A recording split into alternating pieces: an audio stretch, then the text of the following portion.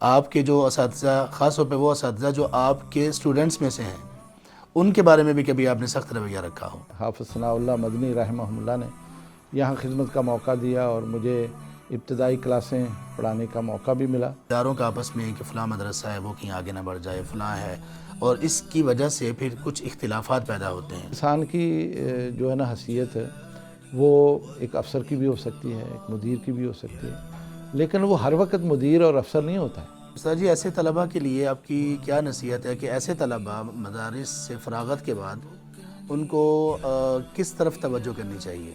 اصل بات یہ ہے نا، اس موقع پر ان استادوں کو چاہیے کہ وہ خود ان کتابوں کو عربی میں ہی پڑھائیں اور وہاں عربی بول چال کی جو ہے نا وہ پریکٹس کروائیں۔ استاد جی، اپنے علمی سفر کے بارے میں، خاص طور پہ جو یہاں سے جامعہ اسلامیہ مدینہ منورہ کا سفر تھا، اس کے بارے میں کچھ ہمیں بتائیے گا۔ شروع سے لے کے اب تک میں دیکھتا ہوں کہ الحمدللہ کبھی بھی کوئی ایسا موقع آتا ہے تو خدمت کا جذبہ ہے۔ استاد جی، میری اپنی شہادت یہ ہے، جیسے فقہ المقارن کا آپ نے ذکر کیا، یہاں پہ اس کا پڑھایا جانا اور بڑی وسعت سے بالاستیعاب الہدایہ کا پڑھایا جانا۔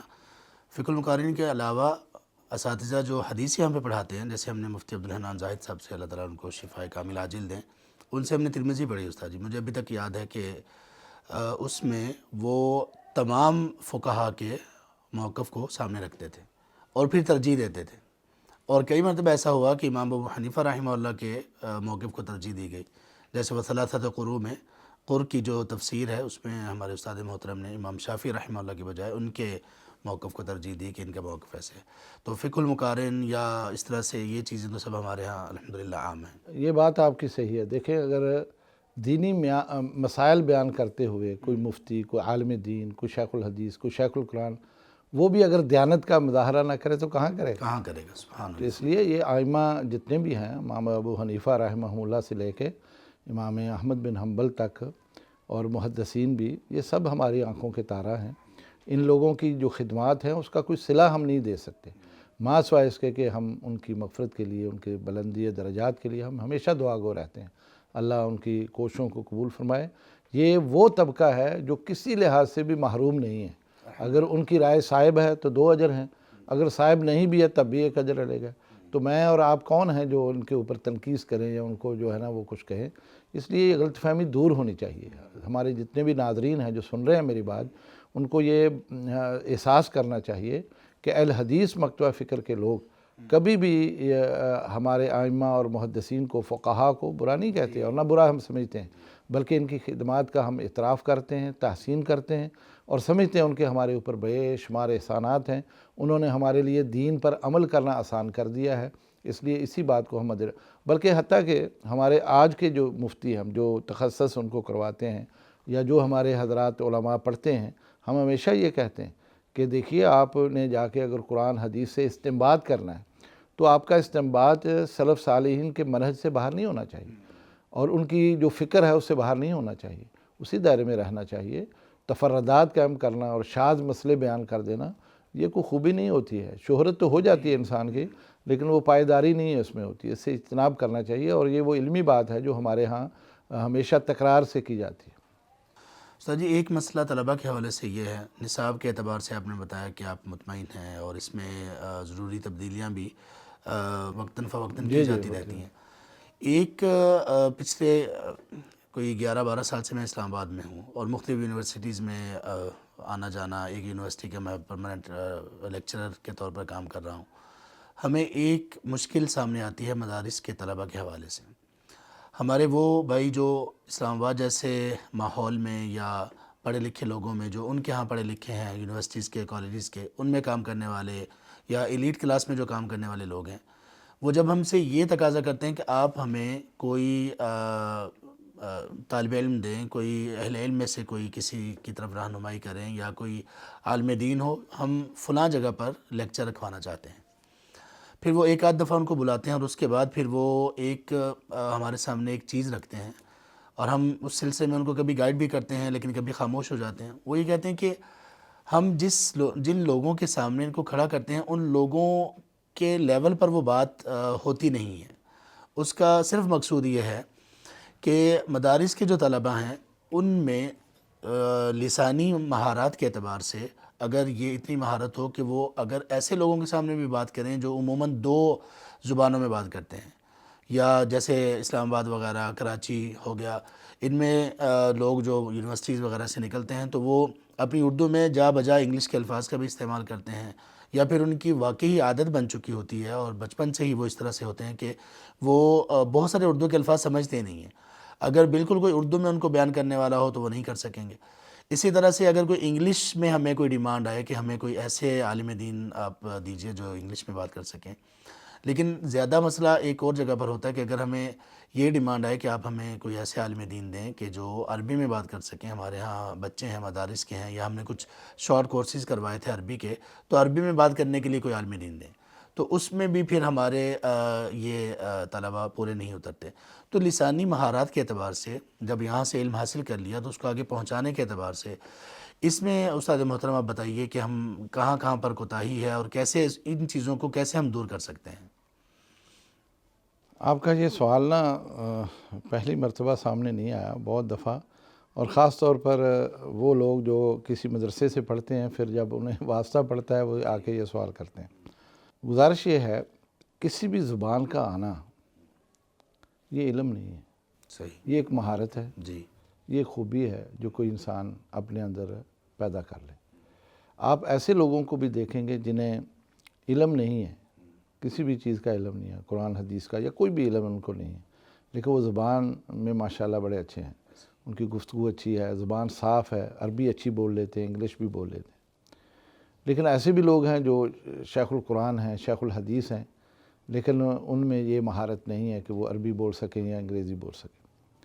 میرے بھائی بات یہ ہے، میں جو ایک نقطہ نظر رکھتا ہوں، میں وہ سمجھتا ہوں اس میں اختلاف کی بڑی گنجائش ہے، اس لیے میں سننے والوں کو پہلے یہ بات عرض کرتا ہوں کہ میری بات سے اختلاف کی گنجائش ہے۔ بات یہ ہے، ہم رہتے ہیں پاکستان میں، اور ہمارے اکثر جتنے متخرجین ہیں انہوں نے پاکستان میں کام کرنا ہے، اس ماحول میں کام کرنا ہے۔ ہم مدارس میں پڑھاتے ہیں، کوشش ہماری ہوتی ہے کہ ہم اردو زبان میں پڑھائیں، اور اس میں استاد صحیح تعبیر کر سکتا ہے۔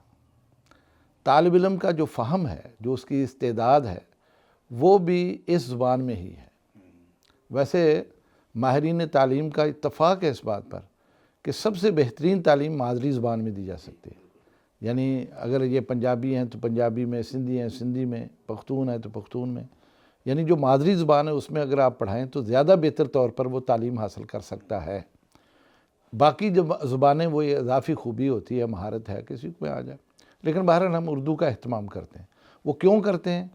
کیونکہ استاد جو بات پڑھاتا ہے نا، اس کا جو فہم طالب علم کو ہونا ہے نا، وہ صحیح ہو جائے۔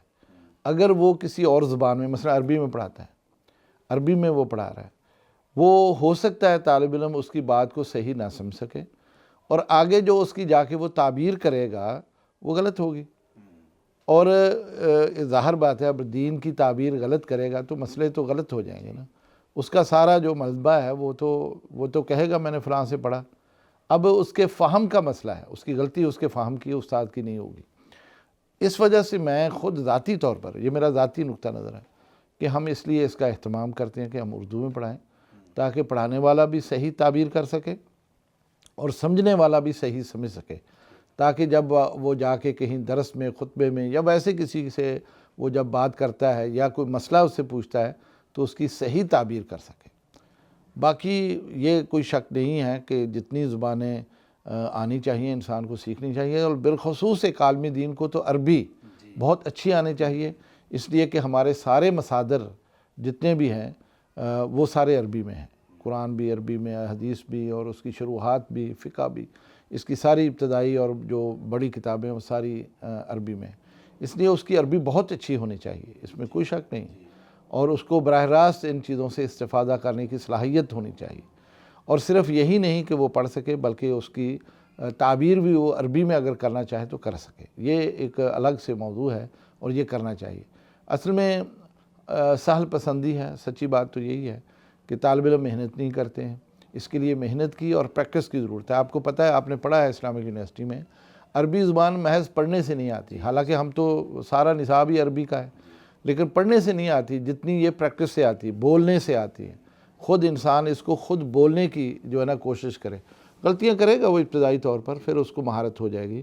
یہ طلبہ کرتے نہیں ہیں، یعنی جہاں بھی انہیں موقع ملتا ہے نا بات کرنے کا آپس میں، مثلا کلاس سے نکلے ہیں اردو میں بھی بات نہیں کریں گے تو وہ پنجابی میں شروع ہو جائیں گے، یعنی اردو کو بھی وہ چھوڑ دیتے ہیں، چاہے جا کے عربی میں۔ ہم اگر پابندی بھی کرتے ہیں تو ظاہر ہے ہر آدمی کے ساتھ پہرا تو نہیں ہوتا ہے، تو وہ اس پر نہیں ہوتا، لیکن بعض اداروں نے اس کا اہتمام کر رکھا ہے اور ان کے ہاں طلباء کے اندر یہ استعداد موجود ہے۔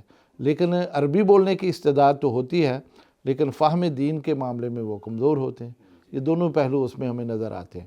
ایک تو بات یہ ہے، دوسری بات یہ ہے جو آپ نے کہی کہ ان حضرات کی مجلس میں جا کے جو گفتگو کرتے ہیں تو ان کو یہ ہوتا ہے کہ اس لیول کی گفتگو نہیں۔ میں آپ کی وساطت سے ان حضرات سے یہ سوال ضرور کروں گا، آپ کے علم میں ہے کہ پاکستان کے ایک ایسے خطیب ہیں جو ہر دل عزیز بھی ہیں، اور میرے خیال میں پاکستان کا کوئی طبقہ کسی بھی مسلک کا ہو، کسی بھی جگہ کا ہو، وہ یعنی متوسط طبقہ ہے یا بڑا طبقہ ہے، وہ ان کو بڑے شوق سے سنتا ہے، اور میری مراد سے مولانا طارق جمیل ہے۔ وہ ان کی گفتگو کہیں بھی نکال کے دیکھیں، وہ ایک لفظ بھی انگریزی کا نہیں بولتے، وہ اردو میں ہی صاف ستھری اردو بولتے ہیں، ایسا ہے نا؟ ایسا ہی ہے، بلکہ عربی نصوص پڑھ پڑھ کے سناتے ہیں، ایسا ہی ہوتا ہے۔ ایسا ہی ہے۔ اچھا، وہ اس سے ہمیں بحث نہیں ہے کہ اس کی بات میں کتنی بات سچی ہے یا کتنی بات سکا ہے، یا یہ بات نہیں ہے، بات ہے اس کی جو گفتگو ہوتی ہے، سنتے ہیں سمجھتے ہیں۔ میرے خیال میں اگر یہ وہ کہتے ہیں نا کہ ہماری لیول کی ہے، تو یہ کیسے ان کی لیول کی ہوگی؟ ہاں، یہ مجھے ماننا ہے کہ جو آدمی آپ نے بھیجا، یہ اس کی بھی ہو سکتا ہے غلطی ہو کہ اس نے جا کے جو گفتگو وہاں کی وہ اردو بھی صحیح طریقے سے ادا نہ کر سکا ہو۔ دیکھیے، یہ بات ہم سب کو سمجھنی چاہیے۔ انسان کتنا بھی پڑھا لکھا ہو، کہیں بھی جا کے جب اس نے بات کرنی ہو، وہ مجلس کیسی چھوٹی ہو بڑی ہو، اسے اپنی ذہن بنانا پڑتا ہے، اسے اسی لیول پر تیاری کرنی پڑتی ہے۔ یونیورسٹی کا لیکچر اور ہے، آپ پبلک میں کسی مسجد میں جا رہے ہیں کوئی اور چیز ہے، مدرسے میں جا رہے ہیں اور طلبہ سے اور، یعنی ہر طرح کا ایک معیار ہے، وکلاء سے بات کرنی ہے تو کچھ اور۔ تو کوشش یہ کرنی چاہیے کہ آپ کی بات جو ہے نا سکھا ہو، بے شک آپ اس کے میں انگریزی نہ بولیں، فارسی نہ بولیں، اردو بولیں، لیکن اردو بھی آپ کی شائستہ ہونی چاہیے، یعنی شستہ ہونی چاہیے، اور اس میں مطلب ایک اچھا انداز، اس کا اسلوب اچھا ہونا چاہیے۔ آپ اچھے الفاظ کا چناؤ کریں تاکہ اس کی بھی حرمت ہوتی ہے، اس کا بھی ایک ادب ہوتا ہے، تو وہ اگر آپ کریں تو میرا خیال بہتر ہو سکتا ہے۔ آپ نے پروفیسر عبدالجبار شاکر صاحب کو سنا ہے، تو ماشاءاللہ وہ اردو میں ہی گفتگو کرتے تھے، لیکن ایسی گفتگو ان کی ہوتی تھی کہ وہ پورا مجمع جو ہے نا اس پر سکوت طاری ہو جاتا ہے، اور ہمہ گوش ہو کے وہ ایک ایک لفظ پر سنتے اور انہیں داد دیتے۔ تو یہ اردو ہی ہوتی تھی۔ بس وہ غلطی یہی ہے نا کہ وہ تیاری اس لیول کی نہیں کرتے ہیں، وہ عام سمجھ کے نا چلے جاتے ہیں، تو پھر وہ پورا نہیں، معیار پورا نہیں ہوتا۔ استاد جی، یہ ایک تجویز ہے آپ کے خیال میں، کیا یہ قابل عمل ہے، یا اس میں اس کی طرف جانا باقی چیزوں میں کچھ فوائد کی کمی کا باعث ہو سکتا ہے کہ مدارس میں باقی تمام اسباق کے ساتھ ساتھ لسانی مہارات کا بھی ایک سبق ایڈ کر دیا جائے، یا اس کے لیے الگ سے، جیسے ہم یہاں پہ میٹرک ایف اے وغیرہ کی تیاری کرواتے ہیں، تو اسی طرح سے زبانوں کی مہارت بھی سکھا دی جائے؟ اس میں سب سے پہلے اردو اپنی زبان کو رکھ لیا جائے، عربی بولنے کی پریکٹس ہو جائے، اور وہ طلبہ جو کم از کم میٹرک ایف اے وغیرہ کرتے ہیں ان کو کچھ انگلش بھی سکھا دی جائے۔ تو آپ کے خیال میں کیا یہ دوسری طرف فوائد میں کمی کا دیکھیں، باعث ہمارے بنے گا؟ نصاب میں وہ کتابیں شامل ہیں، یعنی عربی بول چال کی کتابیں شامل ہیں، دروس لغہ عربیہ ہیں مولانا بشیر احمد سیالکوٹی، اور آسان عربی اور اس طرح کی کتابیں شامل ہیں۔ اصل بات یہ ہے نا، اس موقع پر ان استادوں کو چاہیے کہ وہ خود ان کتابوں کو عربی میں ہی پڑھائیں، اور وہاں عربی بول چال کی جو ہے نا وہ پریکٹس کروائیں، کیونکہ عربی اتنی وسیع زبان ہے کہ آپ ایک فعل سے کئی جملے بنا سکتے ہیں، یعنی جیسے ضربتا، اضربو، نضربو، یعنی اس سے دیکھیں مقصود پورا ہو جاتا ہے۔ تو اگر آپ یہی سلیقہ طلبہ کو سکھائیں تو میرے خیال میں یہ بولنا بہت آسان ہو جاتا ہے۔ یہ کوتاہی اساتذہ کی ہے کہ وہ ان کتابوں کو محض ترجمہ کر کے ختم کر دیتے ہیں، یعنی عربی کا اردو میں ترجمہ کر کے، حالانکہ وہ اس لیے نہیں ہے کہ آپ ان کا ترجمہ کرائیں، بلکہ وہ اس لیے ہے کہ آپ عربی بول چال سکھلائیں، تو یہ وہ کرتے نہیں ہیں، اس وجہ سے وہ باقی رہ گیا جہاں تک کورس کا کہ الگ سے ان کو کروایا جائے۔ دیکھیں، میں جیسے عرض کروں یہ میں نے یہاں کوشش کی اور وفاق کی بنیاد پر کوشش کی، اور اس کی بڑی پذیرائی بھی ہوئی، بلکہ ڈیمانڈ آج تک موجود ہے کہ یہ بار بار کروائیں۔ لیکن ہوتا یہی ہے کہ کسی ماہر کو بلا کے ہم 25 آدمیوں کو کورس کراتے ہیں، اب ہونا چاہیے 25 جا کے 50 تیار کریں، 50 آگے 100 تیار کریں، یہ نہیں ہوتا، وہ پھر یعنی وہ زیرو سے ہم آ جاتے ہیں، یہ نہیں ہونا چاہیے۔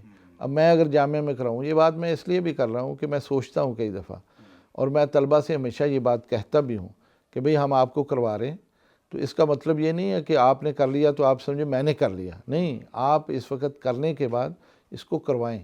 آپ دیکھیے، میں اس کی مثال دیتا ہوں الہدا کی۔ الہدا والے ترجمہ پڑھاتے ہیں تو وہ جو بیبیاں پڑھتی ہیں یا جو وہاں جو مرد پڑھ لیتے ہیں ان کو وہ کہتے ہیں جا کے پڑھاؤ، اور آپ دیکھیں ان میں سے کیسے کیسے کامیاب لوگ نکلے ہیں۔ انہوں نے جو ہے باقاعدہ ایک ادارے قائم کر دیے اور ان کی طرف ہی لوگوں کا رجوع ہوا ہے۔ یہی طریقہ ہے، چراغ سے چراغ اسی طرح سے جلتا ہے۔ یہ جو عربی کورس بھی اسی طرح سے ہونا چاہیے، ہم ہر وقت ایک ماہر کو کہیں سے بلائیں، کسی یونیورسٹی سے یا کسی ادارے سے، وہ آ کے 20 لڑکوں کو پڑھا دے، وہ سمجھے ہمیں تو آ گئی ہے بس ٹھیک ہے۔ وہ بھائی 20 جو پڑھائے ہیں 20 آگے جا کے 40 اور تیار کرو، وہ 40 80 تیار کریں، پھر تو اس کا جو ہے نا فائدہ ہو۔ یہ ہوتا نہیں ہے، یہ تجربہ میں نے کیا ہے اور کہا ہے، بلکہ اللہ تعالیٰ بہتری فرمائے، سعودی حکومت نے بڑا اچھا ایک سلسلہ شروع کیا تھا، یہ 80 90 کی دہائی کی بات میں کر رہا ہوں، کہ یونیورسٹی کی طرف سے نا عربی ریفریشر کورس ہوتے تھے، جی جی، اور جامعہ میں بھی منعقد ہوئے، جامعہ سلفیہ ہوئے، جامعہ سلفیہ کوئٹہ میں ہوئے، جامعہ بکر کراچی میں ہوئے، جامعہ اشرفیہ غالباً لاہور میں بھی ہوئے، اس طرح سے مختلف جگہوں پر انہوں نے کروائے تھے۔ بڑے ہی اس کے نتیجے اچھے تھے، اور اس میں طلبہ کی بڑی 200 تک طلبہ آتے تھے، مختلف مکاتب فکر کے بھی، دور دراز سے بھی، اور وہ چونکہ عربی اساتذہ ہوتے تھے تو ان کی بڑی ایک سنی جاتی تھی اور ان کو طلبہ کو کشش بھی ہوتی تھی، اور لیکن حکومت نے کوئی مسئلہ دیکھی اور بند کر دیا۔ میں نے یہ بات یونیورسٹی کے اعلیٰ حکام تک، حتیٰ کہ وہاں کے جو مدیر تھے ان کے سامنے بھی اٹھائی، انہوں نے کہا جی ہمارا اس میں نہیں، آپ خادم الحرمین کو لکھیں، اور میں نے بارہا لکھا خادم الحرمین کو۔ میں اب آج بھی اس پروگرام کی وساطت سے، جو سننے والے ہیں اگر کوئی ایسے حضرات موجود ہیں، خاص طور پر یہاں سعودی سفارت خانے کے لوگ، ضرور وہ اس بات کو اٹھائیں، یہ کام ہونا چاہیے، اور اس میں کوئی فرقہ واریت نہیں آتی، یہ اسلام سے محبت اور عربی زبان سے محبت، نبی کریم صلی اللہ علیہ وسلم کی محبت، ان سب چیزوں کو اجاگر کرتی تھی، اور اس میں کسی کو اختلاف نہیں، کسی مسلک کو اختلاف نہیں، حتیٰ کہ شیعہ کو اختلاف نہیں۔ تو اس لیے یہ کورس دوبارہ شروع ہونے چاہیے، اور کہیں بھی پاکستان بھر میں 1 جگہ 2 جگہ جب چھٹیاں ہوں، تعطیلات ہوں، تو اس میں آپ کروائیں، تو انشاءاللہ پاکستانی قوم بڑی شوق سے اس میں جائے گی۔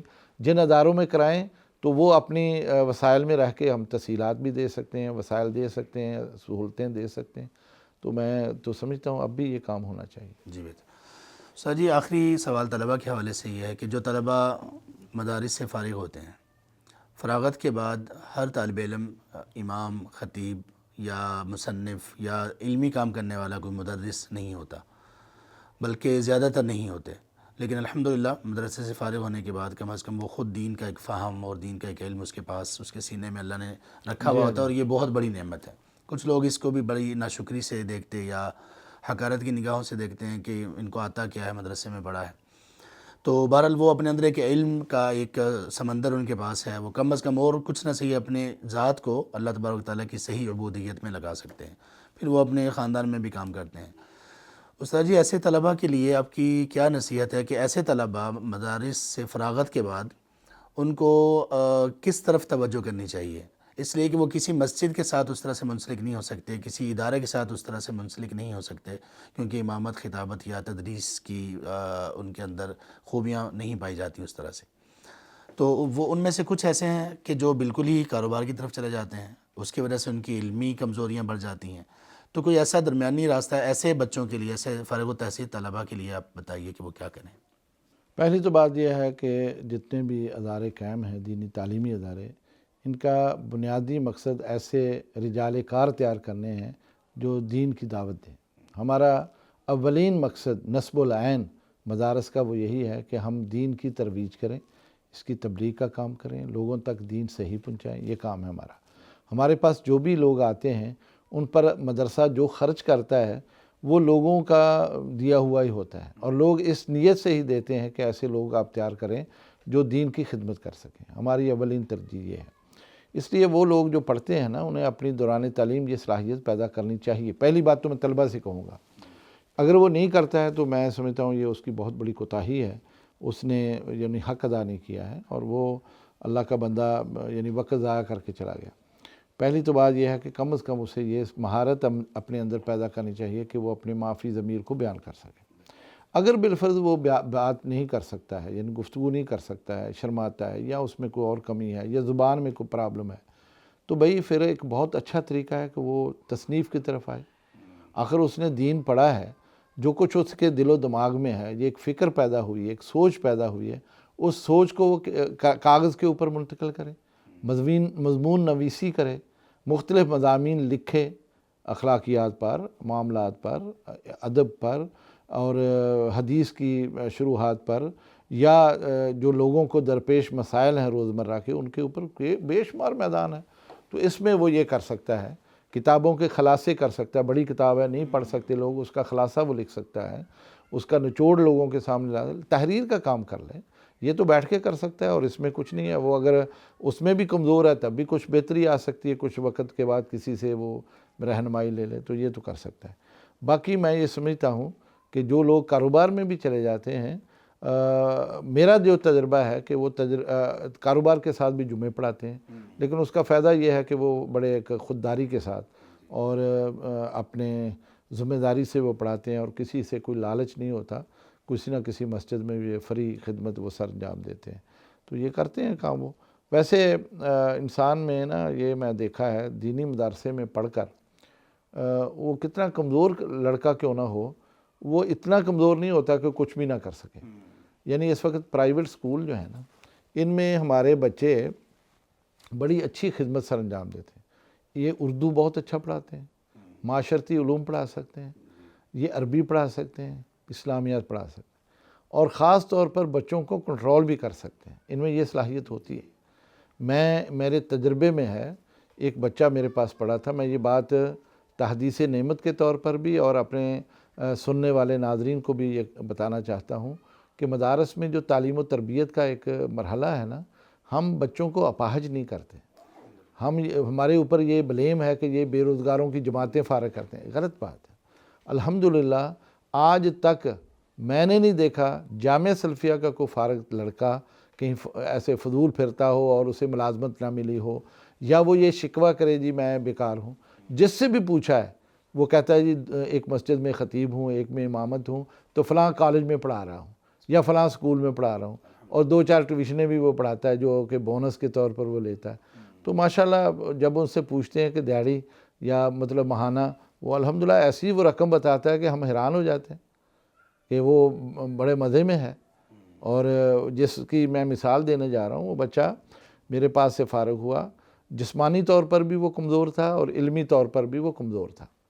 جاتا ہوا مجھے کہہ گیا جی یہ میرے گھر کا نمبر، اس وقت موبائل نہیں تھے، تو یہ گھر کا نمبر ہے، اگر کہیں کوئی موقع ملے تو مجھے خدمت کا موقع دے دیں آپ۔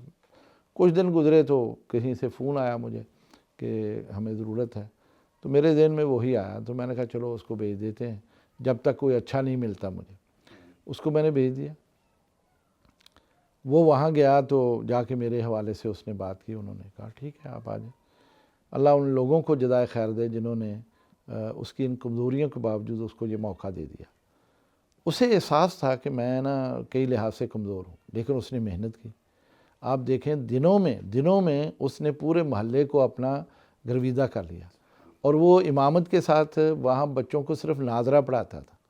ایسا کنٹرول اس نے کیا، ایسا اس نے پڑھایا کہ جن کی تعداد 20 سے نہیں بڑھتی تھی 100 تک چلی گئی۔ اچھا وہ بچے جن سے گھر والے تنگ تھے کہ یہ پڑھتے نہیں ہیں، اس نے ان کو سیدھا کر دیا، عربی ان کو یعنی قرآن حکیم پڑھا دیا، دعائیں سکھا دی۔ وہ گھر جا کے والدین کے وہ جو ہے نا وہ پیچھے ہوئے کہ آپ کو دعائیں نہیں آتی، مجھے آتی ہیں، سنو مجھ سے اور آپ بھی سیکھو۔ حتیٰ کہ اس نے خود وہ مجھے ملا، اس کی حالت بدلی ہوئی تھی، لباس بڑا اچھا تھا، یعنی ایک عرصے کے بعد جب وہ میرے پاس آیا تو میں نے کہا یار اس کا نام لے کے، اب تو میں نام نہیں لے رہا اس کا نام لے کے میں نے کہا یار یہ کیا ہو گیا آپ کو، آپ تو انقلاب آ گیا۔ وہ رونے لگا کہنے لگا سر جی کہ اللہ نے بڑی میری نا مدد کی ہے اور ایسا ایسا ہوا ہے. پھر اس نے یہ بھی بتایا کہ وہاں ایک ایسا بچہ تھا جو کسی ایسی خاتون کا بچہ تھا جس کا انگلش میڈیم سکول ہے اور یہ بچہ قابو نہیں آ رہا تھا, وہ بھی تنگ تھی. اور جب میں نے اس کو پڑھا دیا وہ بچہ بالکل ٹھیک ہو گیا. تو وہ کہنے لگی کہ میں دیکھنا چاہتی ہوں وہ ٹیچر کون ہے جس نے ایسے بگڑے ہوئے بچے کو ٹھیک کر دیا. تو جب اس نے بلایا, میں ملا تو وہ حیران رہ گئی, کیونکہ میں نے بتایا نا جسمانی طور پر بھی وہ کچھ اس میں کمزوری تھی. تو اس نے اس کو کہا کہ آپ کیا پڑھے ہوئے ہیں؟ اس نے بتایا یہ. اس نے کہا اچھا آپ میرے اسکول میں نا اسلامیات پڑھائیں, انگلش میڈیم اسکول میں. یعنی مسجد کی تنخواہ الگ سے, اسکول کی تنخواہ اس سے زیادہ تھی جو اس نے اس کو آفر کی, لیکن ساتھ کہا بی اے کر لیں. اس نے بی اے بھی کر لیا. اچھا آپ حیران ہوں گے اس کی حسن کارکردگی اور محبوبیت کا یہ عالم ہے کہ اسی محلے سے اسے رشتہ ملا, سبحان اللہ. اسے اسے بیٹی ملی, اس نے نکاح کیا, شادی کی, پھر اسی محلے میں اس نے اپنا گھر بنا لیا. ماشاء اللہ. اور یعنی وہ ایک منفرد واقعہ ہے کہ یعنی ایک ایسا بچہ جس کے بارے میں مجھے بھی بدگمانی تھی, پتہ نہیں یہ کیا کرے گا, اس نے ایک روشن مثال میرے لیے چھوڑی. آج میں کئی جگہ اس کی یہ مثال دیتا ہوں کہ یہ مت سوچیں کہ مدرسے کا پڑھا ہوا آدمی کتنا بھی کمزور کیوں نہ ہو, اس میں کم از کم یہ صلاحیت, اسے موقع ملنا چاہیے, اعتماد ہونا چاہیے, موقع ملنا چاہیے, تو وہ کر سکتا ہے. میرے پاس کل ہی ایک بچے نے مجھے بتایا, تو میں نے اسے کہا یار آپ وہاں کیا پڑھاتے ہیں؟ کسی پرائیویٹ اسکول میں ہے. نہیں بلکہ سرکاری اسکول میں ہے. میں نے کہا کیا پڑھاتے ہیں آپ وہاں اسکول میں؟ اس نے کہا ویسے تو میرا چونکہ سبجیکٹ تو اسلامیات ہے, لیکن میری اردو سن کر نا ہیڈ ماسٹر نے مجھے اردو پڑھانے پر لگا دیا. وہ کہتا ہے آپ کی اردو بہت اچھی ہے, آپ اردو پڑھائیں. اور میں اب اردو بھی پڑھاتا ہوں, اسلامیات پڑھاتا ہوں. تو اس کا مطلب یہ ہے کہ ان کے اندر یہ صلاحیت موجود ہے. ایک نہیں, ایسی 20 مثالیں ہیں الحمدللہ علی ذالک. تو یہ ایک ہم اپنی اس پروڈکشن کہہ لیں آپ, جو طلبہ ہم فارغ کرتے ہیں, اس سے ہم اس پر مطمئن ہیں کہ جو ہم لوگ تیار کر کے مارکیٹ میں بھیج رہے ہیں ان کی پذیرائی بھی ہے اور ان کے اندر صلاحیت بھی ہوتی ہے, اور معاشرے کی اصلاح میں وہ ایک اچھا کردار ادا کرتے ہیں. الحمدللہ. سر جی, طلبہ کے حوالے سے ایک اصل سوال تو ہے, لیکن اس میں ضمناً ایک سوال میرے ذہن میں آیا. اصل سوال یہ ہے کہ آپ کے یہاں پہ 8 سال کا یہ ایک کورس ہے اور کچھ مدارس میں 6 سال کا بھی ہے. اب دنیا تھوڑا سا کتابوں سے دور بہت زیادہ جا چکی ہے. اب جو ادارے کتاب 1100 کی تعداد میں چھاپتے تھے, آپ کو معلوم ہے کہ وہ اب 200-300 پر آ گئے ہیں. اردو بازار میں بھی لوگ ایسے ہی کہہ رہے ہیں. پھر پی ڈی ایف نے آ کے تھوڑا سا اور بھی ان کا کام خراب کر دیا. ہمارے ہاں اسلام آباد میں بھی اور باقی جو تھوڑا سا ایجوکیٹڈ جو سیکٹر ہے اس میں لوگ چاہتے ہیں کہ ہمیں شارٹ کورسز ملیں, تو وہ شارٹ کورسز کی طرف بھاگتے ہیں. الہدیٰ کی مقبولیت میں بہت ساری چیزیں کار فرما ہیں, ان میں ایک یہ بھی ہے کہ ان کا کورس نسبتاً شارٹ ہے. تو اس سلسلے میں طلبہ میں اصل سوال تو یہ ہے کہ جن لوگوں نے 2 سال کے کورس بنا کے اور اس کو پورا ایک عالم ڈگری دے دی, وہ ایوارڈ کر دیتے ہیں ڈگری, اس کا کیا؟ اس سے پہلے استاد محترم سوال یہ ہے کہ ہمارے جو مدارس کے بچے ہیں بدقسمتی سے ان میں بھی مطالعہ کی کمی آنا شروع ہو گئی ہے, یا بڑی حد تک آ چکی ہے. لائبریری سے ان کا تعلق کم ہو چکا ہے اور ان کی خود کتب بینی کم ہو چکی ہے, ان کا روزانہ کا مطالعہ وہ کم ہو چکا ہے. مکہ میں رہتے ہوئے ہم نے اپنے اساتذہ سے یہ سیکھا, خاص طور پر شیخ عزیر شمس حفظہ اللہ, کہ وہ جو دن میں کوئی 100-150-200 صفحات نہیں پڑھتا نا, تو وہ اسے کوئی حق نہیں ہے کہ وہ طالب علم کہلائے, جس کا کام ہی صرف یہ, اور کوئی کام ہی نہیں ہے, مصروفیت ہی اور کوئی نہیں ہے, صرف پڑھنے کے لیے اسے مختص کیا گیا ہے اور پڑھنے کے لیے وہ اپنے گھر سے نکلا ہے. تو پھر وہ مطالعہ نہ کرے, اور کتابیں خاص طور پہ جو منتہی طلبہ ہیں ان کے سلسلے میں ہمیں ان سے یہ سمجھ آئی کہ ہمیں پڑھنا چاہیے. انہوں نے مجھے بھی کچھ کتابیں کہیں اور کہا کہ آپ اتنی دیر میں ان کو پڑھ لو گے اور پڑھ لیں. تو یہ تعلق کیسے, اب آپ کے یہاں پہ کیسا ہے یہ تعلق طلباء کا, اور یہ کیسے باقی مدارس میں لوگ اس پہ شکوہ کرتے ہیں, اساتذہ بھی اور انتظامیہ بھی, کیسے یہ تعلق طلباء کا بنایا جا سکتا ہے لائبریری سے؟ دیکھیں یہ تو بات بالکل آپ کی صحیح ہے کہ ایک نا مادی دور ہے طلباء کے اندر, نا مادیت پرستی ان کے اندر بھی, یہ بھی اس معاشرے کا حصہ ہے. اپنے بہن بھائیوں کو دیکھتے ہیں اور ان کو دیکھتے ہیں کہ وہ کوئی ایم بی اے کر رہا ہے, کوئی آئی ٹی کر رہا ہے, کوئی کچھ کر رہا ہے, کوئی کدھر چلا گیا, اور یہ ادھر آ گیا تو وہ ذرا احساس کمتری میں چلے جاتا ہے. ان کو دیکھ کر اس کے اندر بھی مادیت کی طرف رجحان پیدا ہوتا ہے, تو پھر وہ بھی چاہتا ہے کہ میں بھی کچھ آرٹ کر لوں اور جلدی سے میں بھی کوئی ایسی کورس کر کے ادھر نکل جاؤں. اس کی وجہ سے نا ایک تو دین کی جو ایک گہرائی ہے وہ ان میں نہیں رہتی ہے. لیکن جن طلباء کو شوق ہوتا ہے وہ اس سلسلے میں محنت کرتے ہیں, تو آپ کے علم میں ایک عالم کی جو عظمت ہے, جو اس کا مقام ہے, وہ تو کسی اور کو نہیں مل سکتا ہے. اور اس وقت تو علماء کی ویسے ہی کمی بہت ہو گئی ہے. جو ہمارے جاندار قسم کے ثقہ اور رسوخ فی العلم لوگ تھے وہ تو بہت زیادہ فوت ہو گئے. اب تو جو ہم جیسے ناکارہ ہیں وہ موجود ہیں, تو اس لیے اس کی طرف توجہ دینے کی ضرورت ہے. یہ رجحان طلباء میں پیدا کیا جا سکتا ہے کہ آپ جو پڑھائیں, استاد کی ذمہ داری ہے. مثلا میں ایک مثال دیتا ہوں, میں تاریخ پڑھاتا ہوں. تاریخ پڑھاتے ہوئے میں 2-4 کتابوں کے حوالے دیتا ہوں کہ بھئی آپ ان کا مطالعہ کریں, اس میں آپ کو بڑی معلومات ملے گی. اب طلباء وہ کتابیں لیں اور اس کو پڑھیں. اسی طرح سے کوئی حدیث پڑھاتا ہے, وہ حدیث کی کوئی شرح نئی ہے یا کوئی ایسی شرح یا ایسی کتاب ہے جس سے ان کو استفادہ ہو سکتا ہے اور آسان ہے, وہ پڑھ سکتے ہیں, اضافی وہ پڑھیں, ان کو بتائی جائے.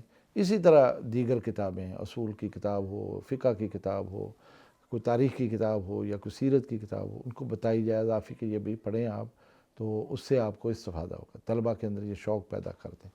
تو میرا خیال ایک تو یہ طریقہ ہے کہ طلباء کو ان کتابوں کا تعارف بھی ہو جائے اور وہ اس کو مطالعے میں بھی لیں اور اس سے وہ استفادہ کریں. خاص طور پر جدید کتابیں جو اس موضوع پر آئی ہیں ان کی طرف ان کو کہا جائے, کیونکہ وہ فقہ الواقعہ کے طور پر ان کی ضرورت بھی ہے. جو موجودہ حالات میں حالات بدلے ہیں اسی تناظر میں وہ لکھی گئی. ایک تو یہ طریقہ ہے کہ ہم اس طریقے سے ان کو کر سکتے ہیں. دوسرا طریقہ یہ ہے کہ ان کو آپ کوئی مقالہ دیں.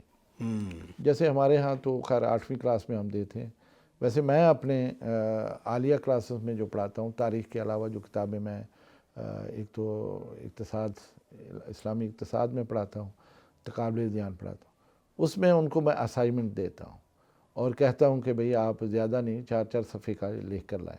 مختلف موضوعات ہیں, تو اس کے لیے پہلے آپ کتابیں دیکھیں, کتابوں کے حوالوں کے ساتھ آپ لکھیں. تو جب وہ کتابوں کا حوالہ دینا ضروری قرار پاتا ہے تو زیادہ نہیں تو 2-4 صفحے کسی بھی کتاب کے, کتاب چلو اس کتاب کا تعارف ہی لے لے گا, یعنی کتاب سے یا لائبریری سے وہ منسلک ایک دفعہ ضرور ہوگا. یہ اس کے اندر شوق پیدا کرنے کا یا کتابوں کی طرف رجوع کرنے کا یہ ایک طریقہ ہے. تو اس طرح سے یہ بہرحال ایک دوسرا طریقہ ہے کہ ہم اس میں یہ شوق پیدا کر دیں, مقالہ لکھیں, اسائنمنٹ لکھیں. تیسرا یہ ہے کہ ہمارے ہاں جو النادی الاسلامی ہے, آپ تو جانتے ہیں مولانا سلفی صاحب, اللہ ان کو جزائے خیر, وہ بھی طلباء کے اندر اشتیاق پیدا کرتے ہیں, مضمون نویسی کرواتے ہیں اور ساتھ میں کچھ کتابوں کی تلخیص کرواتے ہیں. کہتے ہیں بھی فلاں کتاب ہے, آپ لوگ اس کی تلخیص کریں, یعنی ایک لڑکے کو ایک کتاب دے دی, فلاں کتاب, آپ اس کی تلخیص کر کے لائیں, آپ کو انعام ملے گا 3000 5000 10,000. تو وہ بھی چلو کم از کم وہ کتاب تو پڑھے گا. یہ بھی ایک بڑا اچھا اس کا ایک طریقہ بن جاتا ہے. پھر ہمارے جو مقالے لکھے گئے اس میں بھی ہم نے یہ کیا کہ بعض عربی کتابیں ہیں ان کے ترجمے کروائے, یا بعض بڑی اردو کی کتابیں ان کی تلخیصیں کرائیں مقالے کے طور پر, تاکہ یہ کتابوں کے ساتھ جڑے رہیں. یہی طریقے ان کو کرنے کے.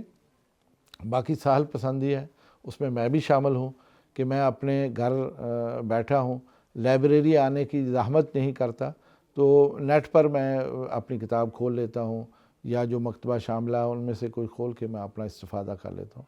چلیے ہم مان لیتے ہیں کہ یہ ایک کتاب سے ہی رجوع ہوتا ہے, لیکن جو فی الواقعہ یہ کتابیں ہیں ان کی افادیت ختم نہیں ہوتی. یہ اپنی جگہ پر بہت زیادہ ان کی افادیت ہے. ان کتابوں کے بغیر آپ کا حوالہ مکمل نہیں ہوتا جب تک کہ آپ ان کی طرف رجوع نہ کریں. وہاں سے دیکھ بھی لیں تب بھی آپ کو اس کی رجوع, اس کی طرف جو ہے نا آنا پڑے گا. تو بہرحال میں آپ کے پروگرام کی وساطت سے طلباء سے, اساتذہ سے یہ ضرور گزارش کروں گا, اساتذہ بھی اپنا مطالعہ وسیع کریں. یہ صرف مضمون کی حد تک نہیں رہنا چاہیے کہ جو سبق آپ نے پچھلے سال پڑھایا وہی ان طلباء کو پڑھا دیں. اور بھائی آپ کی گفتگو میں ایک نئی بات شامل ہونی چاہیے اور نئی کتابوں کے حوالے آنے چاہیے. یہ ساری چیزیں آپ دیکھ کر کریں. اسی طرح سے باقی طلباء کو بھی چاہیے کہ اپنے مطالعے کو وسیع کریں۔ استاد جی ایک سوال یہ ہے کہ جو جدید مضامین ہیں جیسے سائنس ہے اور اس طرح کے دیگر مضامین، وہ اپنے خالص جو نصاب ہے ہمارا جامعہ کا، اس میں شامل کرنے کا کوئی امکان ہے؟ دیکھتے ہیں آپ اس سلسلے میں؟ دیکھیے اس سلسلے میں میں گزارش کروں کہ یہ دور تخصصات کا ہے۔ عمومی طور پر آپ دیکھتے ہیں کہ لوگ زیادہ سے زیادہ میٹرک تک پڑھتے ہیں اور اس کے بعد پھر اپنی لائن چینج کر لیتے ہیں، جو بھی اس نے کرنی، کوئی میڈیکل میں چلا گیا، کوئی انجینئرنگ میں چلا گیا، ایف ایس سی اسی تناظر میں وہ کرتے ہیں، ایسے ہی ہوتا ہے نا، جی ایسے میڈیکل رکھ لیا، کسی نے نان میڈیکل کر لیا، یہ وہ کرتے ہیں، کوئی آئی ٹی میں چلا گیا، ایسے ہی ہوتا ہے۔ یعنی بیسک جو تعلیم ہے وہ میٹرک ہے۔ ہمارے پاس بھی جو مدارس میں طلباء آتے ہیں نا، ان میں اکثریت میٹرک کر کے آتی ہے۔ ویسے تو ہماری شرط ہے مڈل پاس، لیکن میٹرک کر کے آتی ہے۔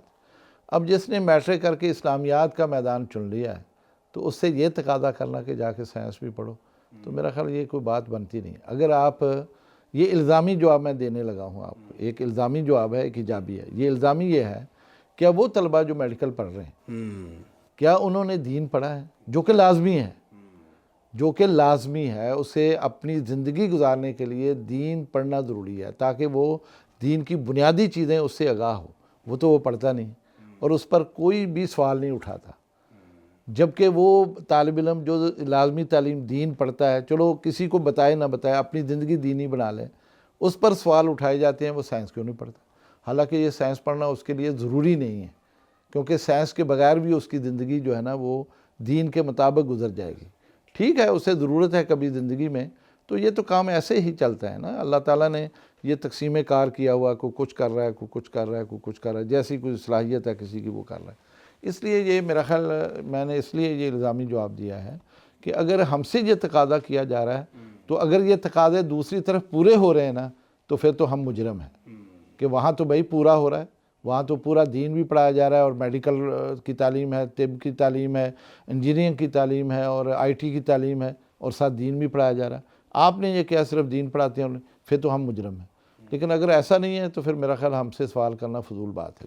دوسری بات یہ ہے کہ میرے پاس ایک ساتھی آیا، ایک ریٹائرڈ پروفیسر آیا، یہ بات سننے کی ہے، کہنے لگا جی کہ میں نے 32 سال فلاں یونیورسٹی میں نے پڑھایا، اور وہ غالباً بیالوجی کا وہ استاد تھا کہ میں نے یہ سبجیکٹ وہاں پڑھایا، تو آپ کے ادارے میں اس لیے آیا ہوں تاکہ مجھے پتہ چلے درس نظامی ہوتا کیا۔ میں نے خیر تعارف کرایا۔ یہ اس کی زبانی ہے کہ اس نے کہا جی میں نے بہت سارے لوگوں سے پوچھا، کسی نے مجھے مطمئن نہیں کیا، وہ مجھے بتا نہیں سکے درس نظامی ہوتا کیا ہے۔ یہ آج پہلے دن ہے کہ آپ نے مجھے بالکل صحیح طریقے سے سمجھا دیا کہ درس نظامی ہوتا کیا ہے۔ خیر وہ لمبی بات اس لیے میں مختصر کر رہا ہوں۔ تو اس کے بعد وہ پھر لائبریری دیکھنے آ گیا، میں نے بھیجا کہ جاؤ جا کے دیکھ کے آؤ، تو لائبریری دیکھ کر تو بڑا خوش ہوا، وہ بڑا یہاں کافی وقت اس نے لگایا۔ میں نے اس کے لیے چائے کا کہہ دیا تھا، وہ پھر خیر گیا، وہ چائے ہم نے دوبارہ تازہ بنوائی اس کے لیے، وہ پینے لگا۔ وہاں بیٹھ کے اس نے مجھ سے کہا کہ جی باقی سب ٹھیک ہے لیکن آپ سائنس کیوں نہیں پڑھاتے، یہ کمی ہے۔ اب میری وہ رگ بڑک اٹھی اور میں نے اس سے کہا میں میاں جی آپ نے یونیورسٹی میں کتنا عرصہ پڑھایا؟ اس نے 32 سال تقریباً۔ میں نے کہا کون سا سبجیکٹ تھا؟ بیالوجی تھا۔ میں نے کہا آپ نے بیالوجی میں جو پڑھایا ہے اس میں 1 سینٹی میٹر کا اضافہ کیا آپ نے کہ آپ لکیر کے فقیر رہے؟ جو تھا وہی پڑھایا، کوئی اس میں اضافہ کیا آپ نے؟ اس نے کہا نہیں کیا۔ میں نے کہا پھر کیا پڑھایا آپ نے؟ یعنی وہی چیزیں پڑھائی ہیں نا جو پہلے کسی نے لکھ دی ہیں، آپ نے وہ پڑھائی۔ ہم ایسا نہیں کرتے۔ ہم جو دین پڑھا رہے ہیں یہاں، ہم بچوں کو دین پڑھاتے ہیں، وقت کے تقاضوں کے مطابق انہیں تیار کرتے ہیں۔ میں نے کہا دیکھیے کوئی دن ایسا نہیں جس دن دین کے اوپر کوئی نئی کتاب چھپ کے مارکیٹ نہیں آتی، اور یہ وہ لوگ لکھتے ہیں جو دین پڑھتے ہیں۔ میں نے کہا آپ اپنے پیچھے دیکھیں، وہ میرے دفتر میں بیٹھا تھا، میں نے کہا یہ پیچھے دیکھیں کتنی کتابیں ہیں جو ہمارے ادارے کے طلباء نے لکھی ہیں اور چھپ چکی ہیں اور یہاں پڑھی ہوئی ہیں، اس کا ایک نسخہ میں نے یہاں رکھا ہے۔ ہمارے شیخ الحدیث نے جامع ترمذی کی شرح لکھی ہے، تو 4 جلدوں میں وہ چھپی، مسلم لکھی ہے 11 جلدوں میں وہ چھپ گئی۔ تو اس کا مطلب یہ ہے کہ ہم تو اپنے اس فیلڈ میں بہت اچھا کر رہے ہیں اور سوچ رہے ہیں، نئی نئی چیزوں کے جوابات ہم دے رہے ہیں، ہم اس میں ترقی کر رہے ہیں۔ آپ تو وہیں کے وہیں ہیں، اور آپ ہمیں کہہ رہے ہیں کہ ہم سائنس پڑھیں۔ اور میرے بھائی سائنسی علوم ٹھیک ہے، وہ ضروری ہیں یا نہیں ضروری ہے یہ تو الگ سوال ہے، لیکن جو کچھ کوئی کر رہا ہے اس میں وہ حق ادا کر رہا ہے۔ آپ نے 32 سال لگائے، کیا کیا آپ نے؟ اچھا وہ اس بات پر تو اس کا پاس تو کوئی جواب نہیں تھا، تو چائے وائے پیے، کہنے لگا ٹھیک ہے جی میں کچھ دن کے بعد دوبارہ آتا ہوں۔ بوٹر شوٹر تھا ویسے، وہ چلا گیا دوبارہ، اس نے کیا آنا تھا۔ میرا مقصد صرف یہ بات کرنے کا ہے کہ دینی مدارس میں ضرور یہ ہونا چاہیے، لیکن اتنا بھی نہیں کہ ہم اپنا اصل مقصد چھوڑ دیں۔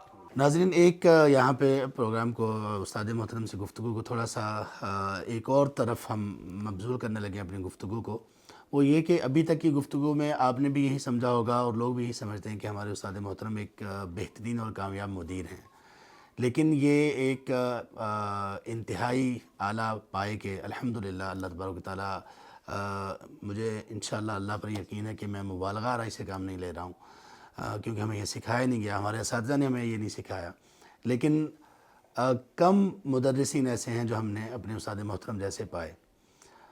ہم نے ان سے تاریخ اندلس پڑھی، اور ایک ہی سال میں پڑھی بس، اور اب سے قریب کوئی 25 سال پہلے پڑھی، لیکن ان کی باتیں آج بھی، میں اپنی بات کرتا ہوں کہ آج بھی ہمیں ان کی باتیں یاد ہیں، اور ہم آپس میں طلباء ایک دوسرے سے بات کرتے تھے کہ ہم کتنی مرتبہ اندلس کی سیر کر چکے ہیں استاد محترم کے ساتھ، جس طرح سے یہ تاریخ پڑھاتے ہیں، ورنہ ہم نے پہلے یہی سنا تھا اور اس کا کچھ تجربہ بھی تھا پڑھنے کی وجہ سے، مختلف لوگوں سے یا جو طلباء پڑھتے تھے وہ بتاتے تھے کہ تاریخ بڑا خشک مضمون ہے اور اس میں طلباء بور ہوتے تھے۔ ہمیں انتظار رہتا تھا کہ کب استاد محترم کا پیریڈ ہمارے پاس آئے اور ہم تاریخ پڑھیں اور ہم پھر سے اندلس کی سیر کریں، اور ایسا لگتا ہے آج بھی ہمیں کہ اللہ تعالیٰ خیر کے ساتھ اگر یہ موقع لائے اور ہم اندلس دیکھیں تو ہمیں یہ نہیں لگے گا کہ ہم نے اندلس پہلی مرتبہ دیکھا، بلکہ ہمیں جانا پہچانا سا لگے گا اندلس، کیونکہ ہم نے اس کو ہمیں ہمارے استاد محترم نے اتنے بہترین اسلوب سے پڑھایا ہے کہ گویا ہم وہاں پہ پھر رہے ہوں۔ اور پھر اس کے ساتھ ساتھ ایک اور چیز میں آپ کو بتاؤں، آپ لوگوں کو یہ فائدہ دے گی، اس لیے کہ ہمیں یہ فائدہ استاد محترم سے ملا، آپ لوگوں کو بھی فائدہ اس سے ملے گا کہ ہمیں اس کے بعد سے تاریخ پڑھنا نہیں، ہمیں سمجھنا آگے کہ تاریخ کو سمجھتے کیسے ہیں، اور اس ایک نقطے کی وجہ سے ہمیں بہت سارے پرابلمز اور بہت ساری مشکلات کو سمجھنے اور حل کرنے کا طریقہ آ گیا۔ استاد محترم نے ہمیں پہلے درس میں یہ بتایا تھا اپنی تاریخ پڑھاتے ہوئے، ابتدائی دروس میں، غالباً پہلا ہی دن تھا، انہوں نے کہا کہ آپ تاریخ کو سمجھنے کے لیے 3 نکات پر آپ اس کو پرکھ سکتے ہیں، 3 پوائنٹس آپ کے پاس ہونے چاہیے، اگر آپ نے ان کو سمجھ لیا تو آپ نے تاریخ کو سمجھ لیا اور آپ کے لیے تاریخ آسان ہے۔ پہلی چیز اسباب، اور اسباب کے بعد دوسرے نمبر پر واقعات۔ چند اسباب ہوتے ہیں، ان اسباب کی بنیاد پر واقعات رونما ہوتے ہیں، اور جو واقعات رونما ہوتے ہیں وہ آئندہ واقعات کے لیے اسباب ہوتے ہیں۔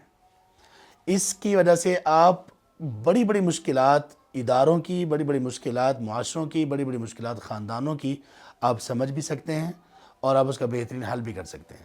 اب اپنے استاد محترم کی طرف چلتے ہیں۔ استاد جی ہمیں یہ بتائیے کہ تدریس کے اعتبار سے سب سے آپ کا پسندیدہ مضمون کون سا ہے جو پڑھاتے ہوئے آپ بڑا لطف محسوس کرتے ہوں تدریسی اعتبار سے؟ پہلی وضاحت تو میں یہ کر دوں کہ میرے بارے میں واقعتاً لوگوں کا شاید یہی گمان ہو کہ میں محض ایک دفتری آدمی ہوں اور دفتر میں بیٹھ کر جو ہے نا وہ جو دفتری امور ہیں اسی کو سر انجام دینے کی صلاحیت رکھتا ہوں۔ ایسا نہیں ہے، میرا پسندیدہ مشغلہ جو ہے نا وہ تدریس ہے، اور مجھے بہت شوق ہے پڑھانے کا، اور میں الحمدللہ اللہ تعالیٰ نے میرے اندر یہ صلاحیت رکھی ہے کہ میں تفہیم کروا سکتا ہوں، کوئی بھی بات ہے اس کو سمجھا سکتا ہوں۔ اس اعتبار سے میں نے جامعہ میں بہت سارے اسباق پڑھائے ہیں، جن میں سیرت بھی ہے، جس میں بلوغ المرام بھی ہے، اور جس میں پھر عقیدہ واسطیہ بھی ہے، اور اس کے بعد میں نے پھر تاریخ اس کا بھی انتخاب کیا، اور تقابل ادیان بھی ہے، اور اس کے بعد جو ہے سیاسیات بھی میں نے پڑھایا اور اقتصادیات بھی میں نے پڑھایا، اور الحمدللہ یعنی طلباء سے اس کا پوچھا جا سکتا ہے، حق ادا کیا، اور کبھی بھی میں کوئی ایسا مضمون نہیں لیتا جس کا میں حق ادا نہیں کرتا۔ اب بھی میں اپنی بے شمار مصروفیات کے باوجود کبھی ناغہ نہیں کرتا، یعنی اگر میں جامعہ میں بھی ہوں تو میں ناغہ نہیں کرتا۔ کل بہت بڑی دعوت تھی جامعہ میں، تو میں نے دعوت چھوڑی لیکن میں نے کلاس نہیں چھوڑی۔ تو اس لیے میرا جو شوق ہے نا اصل بنیادی طور پر وہ تدریس ہے، اور میں پوری توجہ سے الحمدللہ تدریس کا کام کرتا ہوں۔ باقی رہ گیا ذوق کیا ہے میرا، میلان کیا ہے، تو کوئی شک نہیں وہ سیرت اور تاریخ ہے. لیکن سیرت پڑھاؤں تب بھی اور تاریخ پڑھاؤں تب بھی تو محض واقعات اور قصہ گوئی نہیں میں کرتا. آپ کو پتہ ہے یا وہ بچے جنہوں نے مجھ سے پڑھا ہے کہ میں باقاعدہ اس سے حاصل ہونے والے درس اس کی طرف زیادہ توجہ دلاتا ہوں. آپ اسے کہہ سکتے ہیں کہ دروس فی تاریخ اس کی طرف توجہ دلاتا ہوں یا فقہ فی تاریخ اس کی طرف توجہ دلاتا ہوں کہ اس واقعے سے ہمیں کیا ملتا ہے, ہم کیسے اس سے سبق لے رہے ہیں, اس سے کیا مسائل ہمیں جو ہے نا حل کرنے میں مدد مل رہی.